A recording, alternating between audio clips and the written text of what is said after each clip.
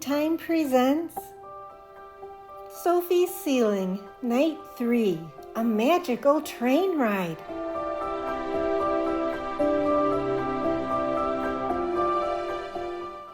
Sophie loved her bedtime. It meant her body could rest while her mind sought adventure. It was what she liked the best. Her stucco ceiling provided ideas for her dreams. The shapes her imagination could find were endless, or so it seems.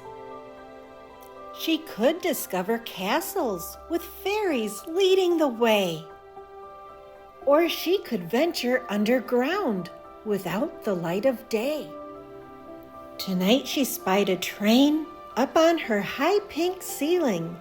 Then she calmed her breathing to get that dream-filled feeling. On the train, Sophie met a friendly conductor named Matt.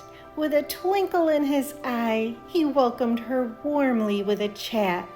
He showed her all the wonders that were inside each of the cars, starting with a magic library, a theater under the stars.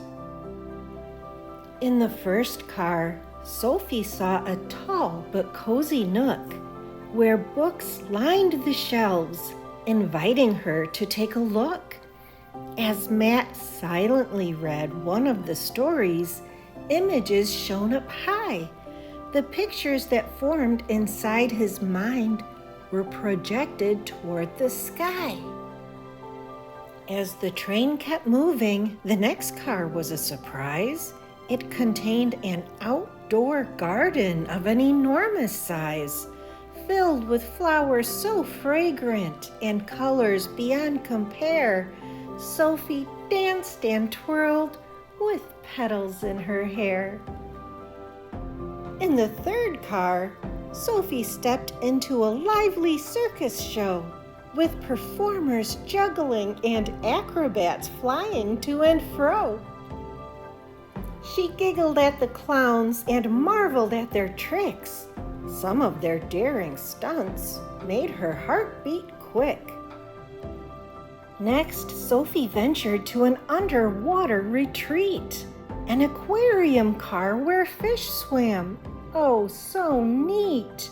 She peeked at ocean life existing behind walls of glass, mesmerized by colorful creatures whose beauty was unsurpassed.